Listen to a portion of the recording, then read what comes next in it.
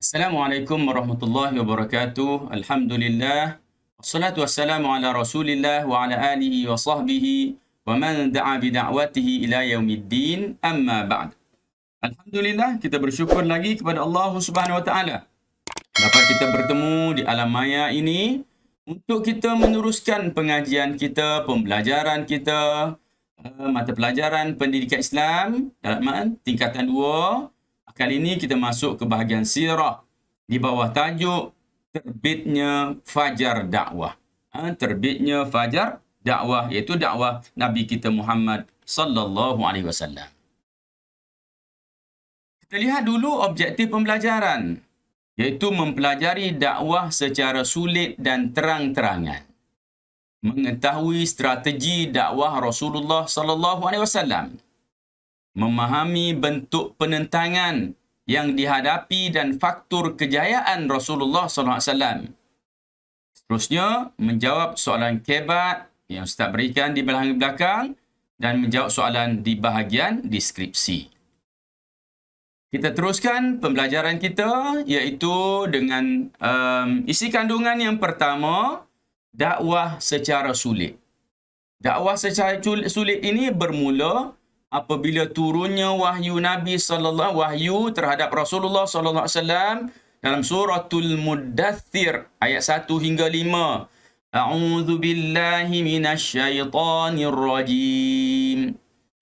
Ya ayyuhal muddathir qum fa'anzir wa rabbaka fakabbir wa thiyabaka fatahhir warrujza fahjur. Wahai orang-orang berselimut, wahai orang yang berselimut, bangunlah serta berilah peringatan dan amaran kepada manusia. Dan Tuhanmu maka ucapkan dan ingatlah kebesarannya. Dan bersihkanlah pakaianmu dan tinggalkanlah perbuatan keji. Itu apa yang diperintahkan oleh Allah Subhanahu wa taala. Ya ayyuhal muddathir, wahai orang yang berselimut. Qum, bangun, fa'anzir, maka berikanlah peringatan. Wa rabbaka fakabbir, Tuhanmu hendaklah kamu besarkan, pakaianmu hendaklah kamu sucikan, dan perbuatan-perbuatan kejimu, perbuatan keji hendaklah kamu tinggalkan. Dakwah secara sulit ini maknanya adalah menyeru keluarga terdekat dan sahabat rapat dalam tempoh 3 tahun yang dilakukan oleh Rasulullah sallallahu alaihi wasallam. Dakwah secara sulit makna secara diam-diam, secara senyap-senyap je. Maka senyap ni kena seru, kena ajak keluarga terdekat dulu, sahabat-sahabat yang rapat dulu. Tempoh masanya yang berlaku sebelum turunnya perintah seterusnya iaitu dalam masa 3 tahun. Caranya berjumpa, kemudian solat di lorong dan lembah yang jauh dari pengetahuan awam. Jumpa untuk tunaikan solat, untuk ajar sikit sebanyak tentang agama Islam. Tempat tersebut mesti tidak diketahui oleh orang ramai. Pusat penyebaran Islam pada ketika itu ialah rumah Al-Arqam bin Abil Arqam. Di rumah itulah mereka bertemu, mereka belajar tentang Islam, mereka memperkuatkan keimanan mereka kepada Allah Subhanahu wa taala. Dakwah secara sulit ini dia kata, antaranya orang yang terawal memeluk Islam ialah Sayyidatina Khadijah, iaitu isteri Rasulullah sallallahu alaihi wasallam. Ini dikira sebagai orang perempuan pertama yang masuk Islam, iaitu Sayyidatina Khadijah, isteri baginda. Yang kedua, Ali bin Abi Talib, iaitu pada ketika tu Ali bin Abi Talib ni masih kanak-kanak. Maka kerana itu ia dianggap sebagai kanak-kanak pertama yang memeluk Islam. Iaitu dia adalah sepupu Rasulullah sallallahu alaihi wasallam, anak kepada Abi Talib yang bela Nabi kita Muhammad sallallahu alaihi wasallam. Kemudian yang masuk Islam juga Zaid bin Harithah. Zaid bin Harithah iaitu pembantu, kalau kita kata bahasa itu sikit, hamba Rasulullah sallallahu alaihi wasallam, yang menjaga, yang berkhidmat kepada Rasulullah SAW, yang mana peringkat awalnya orang panggil Zaid ni Zaid bin Muhammad. Zaid bin Muhammad. Setelah turunnya larangan agar tidak membinkan anak orang lain kepada nama kita, maka Rasulullah SAW pun panggil, tukar nama Zaid ni daripada nama Zaid bin Muhammad kepada bin ayah dia sendiri, iaitu namanya Harithah. Zaid bin Harithah. Baik, terus dakwah secara terang-terangan. Okey. Dia dibahagikan juga kepada dua, juga dakwah kepada kaum kerabat, iaitu firman Allah SWT, a'udzubillahi minasyaitonirrajim, wa anzir ashiratakal aqrabin, dan berikanlah peringatan kepada kaum kerabatmu yang terdekat.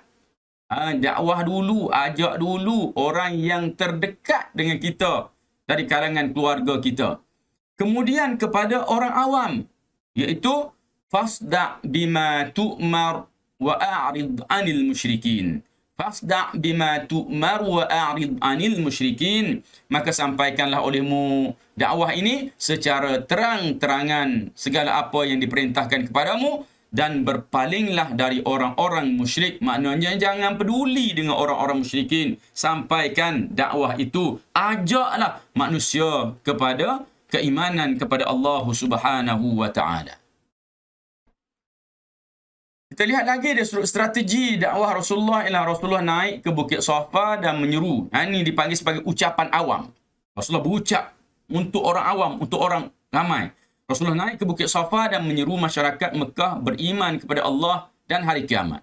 Bila mana turunnya ayat tadi, fasda' bima tu'mar wa a'rid 'anil musyrikin, maka Rasulullah pun naik di atas Bukit Safa dan membuat satu ucapan. Antara intipati ucapan tersebut ialah, jika aku katakan di belakang bukit sana, wahai orang Quraisy, adanya suatu bala tentera yang datang untuk menyerang kamu, kamu percaya atau tidak? Maka mereka berkata, percaya, kami tidak pernah mendengar satu perkara dusta daripada mulutmu, wahai Muhammad.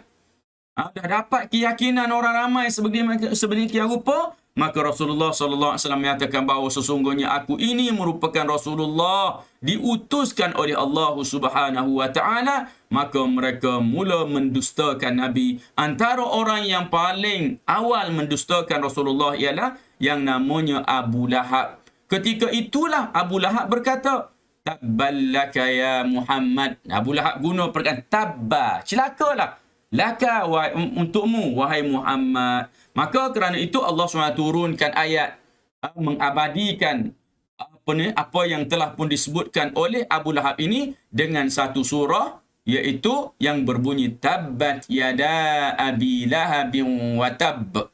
Celakalah kedua tangan Abu Lahab, watab, dan celakalah. Dua kali Allah sumpah seranah dia dengan mengatakan watab, celakalah wahai Abu Lahab, celakalah wahai Abu Lahab. Kenapa? Kerana dia mengatakan kepada Rasulullah SAW, celakalah wahai Muhammad. Seterusnya kita lihat bagaimana strategi dakwah Rasulullah mencari sokongan. Tadi ucapan, ini cari sokongan. Rasulullah bertemu dengan kabilah yang datang ke Mekah setiap musim haji pada waktu malam untuk mengelak gangguan kafir Quraisy. Cari jumpa dengan orang-orang luar daripada Mekah supaya nak cari sokongan-sokongan luar agar dapat menyebarkan dakwah ke luar daripada kota Mekah. Kemudian yang ketiga, mencari tempat selamat. Rasulullah memerintahkan sebahagian umat Islam agar berhijrah ke Habsyah, negara aman dan mempunyai raja yang baik. Rasulullah memerintahkan sahabat pergi ke Habsyah. Sekarang ni kita panggil sebagai Utopia. Di sana adanya Raja Habsyah, yang mana Raja Habsyah ketika itu merupakan seorang raja yang baik. Dia menerima baik kedatangan orang Islam di sana. Walaupun cuba dihasut oleh orang Mekah, tapi raja yang cerdik ini akhirnya berjaya menangani permasalahan orang Islam pada ketika itu dengan baik, dengan mengambil maklumat-maklumat yang betul, bukan sahaja mendengar aduan-aduan yang bohong daripada orang Mekah. Dan akhirnya raja ini memberikan perlindungan kepada orang Islam yang nak berlindung di negaranya. Yang keempat, mengadakan jamuan. Ini teknik atau taktik Rasulullah, strategi Rasulullah dalam berdakwah. Rasulullah menjemput seluruh keluarga Bani Muttalib ke jamuan makan dan menyampaikan ajaran Islam kepada mereka. Kita buat jamuan, dalam masa jamuan tu jangan kosong, mesti ada unsur dakwah, mesti ada unsur ajak, mesti ada unsur ke arah membetulkan ataupun mengajak semula ke arah agama Islam yang benar yang telah disampaikan oleh Rasulullah sallallahu alaihi wasallam. Jangan buat jamuan yang mana jamuan tu menjadikan orang datang ke rumah kita dalam keadaan yang tidak sepatutnya, datang dalam keadaan pakaian yang tidak menutup aurat, dalam keadaan pakaian yang mencolok mata. Jadi ini semua adalah perkara-perkara yang patut kita elak. Kalau kita buat jamuan, kita cuba sedaya upaya supaya jamuan yang kita buat itu bertepatan dengan kehendak dalam agama Islam kita ini. Hikmah di sebalik dakwah secara sulit, memantapkan akidah umat Islam yang masih baru. Senyap-senyap masuk Islam, lama kelamaan dia jadi kuat. Keyakinan telah meresap dalam jiwa. Maka kalaupun orang tahu selepas tu, Islam dah pun kemas dalam jiwa para sahabat. Memastikan ajaran Islam dapat diterima tanpa gangguan. Terima dulu. Ramai dulu yang masuk Islam, tak ada orang ganggu sebab tak ada orang tahu. Untuk kemaslahatan dan menyelamatkan nyawa umat Islam yang menjadi penggerak dakwah. Yang mana peringkat awal ni, boleh dikatakan ramai di kalangan hamba-hamba dan orang-orang yang lemah yang masuk Islam. Kerana itu perlu dirahsiakan supaya tuan-tuan mereka tak tahu. Kalau tuan mereka tahu, boleh jadi tuan-tuan bagi hamba-hamba ini akan menyiksa ataupun akan mengancam hamba-hamba tersebut kerana telah meninggalkan agama datuk nenek moyang mereka. Dakwah secara terang-terangan pula menyuntik semangat berdakwah dalam diri umat Islam. Menjadikan umat Islam lebih bersemangat untuk menyebarkan dakwah ini lebih luas lagi. Menimbulkan rasa tanggungjawab untuk menegakkan syiar Islam. Menimbulkan rasa tanggungjawab bahawa kalau kita tak buat, kita tidak berdakwah, kita tidak mengajak kepada Islam, maka siapa lagi yang akan mengajaknya? Kemaslahatan untuk menyelamatkan nyawa umat Islam yang menjadi penggerak dakwah. Nak jadikan dakwah secara terang-terangan ini merupakan satu kemaslahatan dalam diri, dalam kehidupan Muslim pada ketika itu. Bila mana dah bertambah kuat, maka ia menjadi suatu penggerak untuk menjalankan dakwah terhadap perkembangan agama Islam itu supaya ianya berkembang dengan baik. Faktor penentangan. Kita lihat kenapa orang Quraisy ini menentang sangat Rasulullah. Iaitu pertama, berpegang kuat dengan ajaran nenek moyang, iaitu percaya pada Tuhan yang berbilang. Orang Quraisy ini dia banyak percaya dengan Tuhan-Tuhan berhala-berhala mereka. Berhala ini peranannya ni, berhala ni gini. Jadi banyak Tuhan-Tuhan mereka. Maka percaya dengan Tuhan yang banyak tadi, maka oleh kerana kepercayaan mereka kuat, maka mereka menentang apa yang diajar oleh Rasulullah SAW. Menolak keesaan Allah dan menafikan hari kiamat. Mereka ni menolak keesaan Allah. Oleh kerana mereka percaya kepada banyak Tuhan, mereka tolak keesaan Allah. Mereka nafikan adanya hari kiamat yang akan menentukan nasib seseorang, sama ada mereka itu akan masuk syurga ataupun akan masuk neraka. Dari sudut sosial, berpegang kuat dengan semangat perkauman dan mengamalkan perhambaan. Mereka ni kuat sangat dengan perkauman mereka, dengan perhambaan mereka. Jadi kalau Islam, mereka terima Islam, maka Islam melarang perkauman. Jadi ia menjadikan mereka tak selesa. Islam tidak menggalakkan perhambaan. Islam kalau boleh nak suruh setiap orang itu, walaupun dia jadi hamba, hendaklah dia dibebaskan. Diberikan ganjaran yang besar kepada seorang yang membebaskan hamba. Yang kedua dalam bab sosial ini, menolak persamaan taraf dan keadilan. Mereka tolak persamaan taraf. Mereka rasa bahawa mereka lebih mulia. Mereka mempunyai kedudukan yang tinggi kerana mereka jaga Kaabah, mereka menguruskan orang-orang yang menunaikan ibadat haji. Jadi mereka pandang rendah kepada orang-orang golongan hamba dan golongan yang tidak berpendapatan tinggi ataupun yang tidak berharta. Dari sudut politik, golongan bangsawan dan kaya tidak mahu kehilangan kuasa. Jadi puak-puak ni merupakan golongan-golongan yang berkuasa. Mereka tak nak. Nanti bila mereka terima Islam, mereka terpaksa lepaskan jawatan, terpaksa kena bagi kepada orang lain. Orang lain yang lebih layak dari sudut kewibawaan, dari sudut ketakwaan, dari sudut keimanan kepada Allah Subhanahu Wa Taala. Okey, melihat Islam sebagai ancaman yang membahayakan pemimpin mereka. Mereka nampak kalau terima Islam, Nabi SAW akan jadi ketua. Para sahabat-sahabat yang lain akan jadi ketua-ketua bahagian yang lain. Maka, di mana tempat duduk mereka? Mereka bimbang perkara ini berlaku, kerana itu mereka menentang dakwah Islam ini secara bersungguh-sungguh. Dari sudut ekonomi, golongan pengukir dan peniaga berhala merasakan ekonomi mereka terjejas kerana Islam melarang penyembahan berhala. Mereka ni buat berhala, ukir, buat jual berhala. Jadi kalau orang tak sembah berhala, tak ada siapa nak beli berhala, maka ekonomi mereka akan terjejas, kerana itu mereka menentang dakwah Rasulullah sallallahu alaihi wasallam.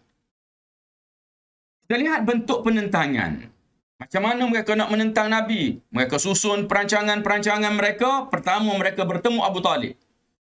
Kaum musyrikin yang mempengaruhi Abu Talib agar menghalang usaha dakwah Rasulullah sallallahu alaihi wasallam. Pergi jumpa dengan Abu Talib agar Abu Talib menghalang Rasulullah sallallahu alaihi wasallam, larang Rasulullah daripada berdakwah. Bila mana disampaikan oleh Abu Talib kepada Rasulullah, maka Rasulullah SAW menyatakan bahawa, ya ammi, wahai bapa saudaraku, law wada'a asy-syamsa fi yamini wal qamara fi yasari ala an atruka hadzal amr.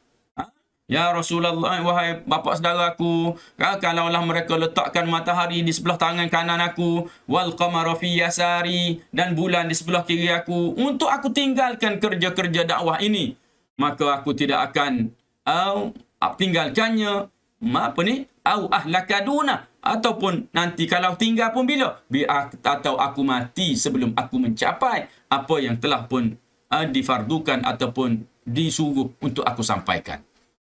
Seterusnya, mereka memburukkan dakwah Islam. Mereka buat syair-syair menyatakan bahawa Muhammad ini merupakan orang yang gila, Muhammad ini merupakan orang yang gilakan kuasa, orang yang penyihir, tukang sihir. Jadi berbagai-bagai fitnah mereka lemparkan kepada Rasulullah sallallahu alaihi wasallam. Antara usaha mereka juga menyeksa umat Islam, menyeksa Rasulullah. Mereka buang najis unta atas kepala Rasulullah. Umat Islam yang lain juga mereka seksa. Mereka seksa Bilal bin Rabah, mereka seksa Sumayyah. Bilal diletakkan batu di atas perutnya, di atas dadanya, dijemur di bawah panas matahari sehingga tidak layak untuk berkata-kata melainkan dengan isyarat bahawa Allah itu Maha Esa, Ahad. Itulah kekentalan kekentalan iman yang ada dalam diri Bilal bin Rabah. Begitu juga dengan Sumayyah. Sumayyah diseksa sehingga meninggal dunia. Sehingga meninggal dunia menjadikan Sumayyah adalah merupakan perempuan yang syahid, orang pertama yang syahid di kalangan perempuan dalam agama Islam. Kemudian tak berjaya dari sudut itu, mereka buat tawaran kepada Rasulullah, menawarkan pangkat, harta, perempuan kepada Rasulullah dengan syarat menghentikan dakwah. Tawar Rasulullah, kalau kamu nak harta banyak, kami kumpul harta bagi dengan kamu. Kalau kamu nak pangkat, kami angkat kamu jadi ketua kami. Kalau kamu nak perempuan cantik, kami pilih yang cantik-cantik, kami bagi untuk jadikan isteri kepada kamu. Pentingnya apa? Jangan berdakwah. Itu yang pentingnya. Tetapi semua itu ditolak oleh Rasulullah sallallahu alaihi wasallam. Kemudian dah tak berjaya begitu, mereka pun berbuat kompromi, meminta Rasulullah bertolak ansur mengamalkan ajaran Islam dan ajaran mereka secara berselisih. Iaitu mereka minta, wahai Muhammad, tahun ni kita sembah Tuhan kamu Allah yang kamu kata tu. Tahun depan kita gilirlah, kita sembah berhala pula, kita bergilir gitu. Dan perkara ini dirakamkan dalam suratul Kafirun. Dalam suratul Kafirun, boleh sama-sama baca. Ustaz tak nak baca. Di sini nanti video ni jadi terlalu panjang pula. Kemudian dari sudut pemulawan, dah tak berjaya, tawaran-tawaran tu tak berjaya semua. Nak bergilir-gilir pun tak nak juga. Mereka memutuskan segala hubungan dengan Rasulullah, keluarga Bani Hashim dan orang Islam. Mereka pulau. Pulau ni makna tidak berurus niaga, tak bagi, nak beli bahan makanan pun tak bagi. Sehingga kanak-kanak dan perempuan di kalangan Bani Hashim ketika itu menjadi lapar kerana kekurangan bekalan makanan. Nak beli, tidak diberikan oleh orang-orang Quraisy. Kemudian, antara yang terakhir ialah mengancam untuk membunuh Nabi. Turun wahyu untuk Nabi. Kemudian bila mana mereka mengancam nak bunuh Nabi, maka turunlah wahyu yang memerintahkan agar Rasulullah SAW mula berhijrah ke bumi Madinah. keadaan masyarakat Arab setelah menerima Islam, dia sudah akidahnya meninggalkan kepercayaan syirik kepada mentauhidkan Allah. Mereka dah mula tinggalkan perkara syirik, mereka mengesahkan Allah SWT. Mengakui Nabi Muhammad sebagai pesuruh Allah. Hanya Allah yang disembah dan menjadi tempat berharap suatu hajat. Dulunya sembah berhala, kemudian bila mana mereka telah menerima Islam, mereka beralih kepada penyembahan hanya kepada Allah Subhanahu wa taala. Dia sudah akhlak, meninggalkan akhlak keji kepada akhlak mulia, menjaga hubungan baik dengan Allah dan makhluk, menghapuskan semangat perkauman. Mereka dulunya yang punya semangat perkauman yang tinggi, mereka tinggalkan semangat perkauman tersebut. Mereka merasakan bahawa mereka adalah sama di sisi Allah Subhanahu wa taala, yang berbezanya adalah orang yang bertakwa kepada Allah sahaja. Dari sudut syariat, hidup berlandaskan panduan Al-Quran dan Sunnah. Hukum yang diamalkan memelihara hak individu dan masyarakat. Jaga hak individu, jaga hak masyarakat. Jadi, dari sudut syariatnya, bolehlah kita katakan bahawa syariat Islam diamalkan oleh masyarakat Arab pada ketika itu setelah mereka menerima agama Islam. Faktor kejayaan dakwah Rasulullah sallallahu alaihi wasallam, yang pertamanya keunggulan akhlak Rasulullah. Rasulullah mempunyai akhlak yang sangat baik, digelar dengan Al-Amin, kena kejujurannya. Maka dengan itu ramai yang tertarik kepada Islam kerana akhlak Nabi. Kedua, keadilan dan persamaan dalam Islam. Islam memelihara hak setiap individu. Maknanya dalam Islam diadili, tak ada orang yang istimewa. Kalau mereka bersalah, mereka akan dihukum. Tidak ada double standard dalam Islam. Jadi ini dikatakan sebagai keadilan dan persamaan dalam Islam. Ketiga, kebijaksanaan Rasulullah, berdakwah secara teratur dan berstrategi. Rasulullah berdakwah secara diam-diam, kemudian secara terang-terangan, atur strategi untuk berhijrah, kemudian untuk peperangan, sehingga menjadikan Islam sebagai sebuah agama yang disegani ketika itu.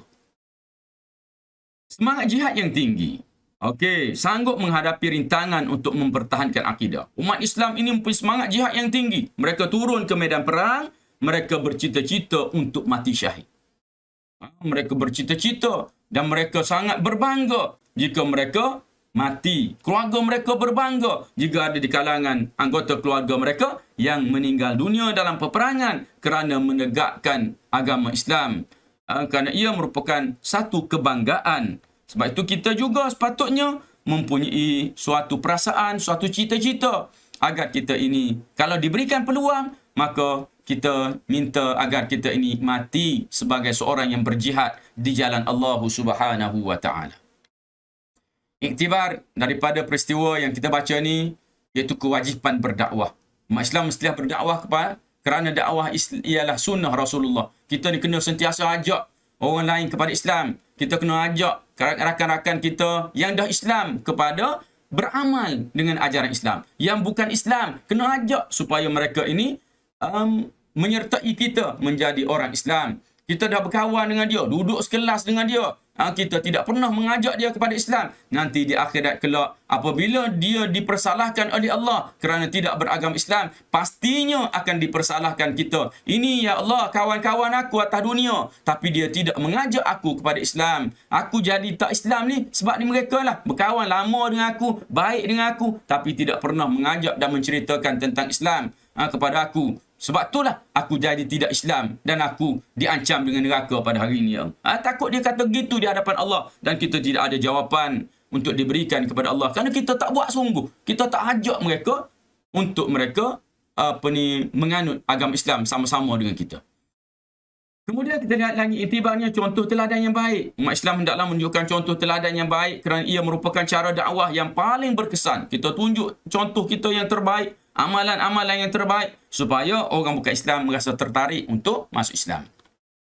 Yang ketiga, memulakan dakwah kepada anggota keluarga. Ajak dulu keluarga kita. Dakwah mesti bermula dengan rumah sendiri sebelum kepada masyarakat. Ajak dulu anak isteri kita supaya berbuat baik dan berbuat perkara yang taat kepada perintah Allah. Kemudian barulah kita pergi kepada kawan-kawan, masyarakat luar. Barulah dakwah kita akan berjaya. Yang keempat, merancang strategi dalam dakwah. Dakwah hendaklah dilakukan dengan terancang, bukan mengharapkan perkara luar biasa. Kena buat dengan terancang. Kena buat dengan dengan cara yang baik, dengan cara yang teratur, supaya dakwah itu dapat berjalan dengan baik, ada hasil yang elok, bukan mengharapkan perkara-perkara luar biasa yang berlaku dalam kerja-kerja dakwah yang kita usahakan untuk mengajak orang bukan Islam kepada Islam. Soalan hebatnya ialah, pada pendapat anda, mengapakah terdapat umat Islam yang tidak berakhlak dengan akhlak Islam? Kenapa orang Islam ni tidak berakhlak dengan akhlak Islam? Jawapan yang Ustaz cadangkan ialah kurang penghayatan agama dalam kehidupan. Dalam hidup dia, dalam keluarga dia, tak kurang penghayatan agama. Penghayatan ni maksudnya hidup secara Islam. Kerana apa? Leka dengan kemewahan dunia. Leka dengan ada TV-nya, leka dengan kemewahan berhiburnya, panggung wayang, macam-macam. Leka. Maka tak ada akhlak Islam. Kesannya setiap apa yang dilakukan semakin jauh dari akhlak Islam. Bila mana dah leka dengan dunia, maka setiap apa yang kita lakukan semakin jauh daripada ajaran Islam. Kesimpulannya, kita hendaklah sentiasa berhati-hati dalam setiap tindakan agar tidak melanggar perintah Allah Subhanahu wa taala. Kena hati-hati. Terakhir, sila jawab soalan pengukuhan di bahagian deskripsi, tekan link. Dan Ustaz sudahi dulu dengan aqul qali hadza wa astaghfirullahal azim li wa lakum. Wassalamualaikum warahmatullahi wabarakatuh.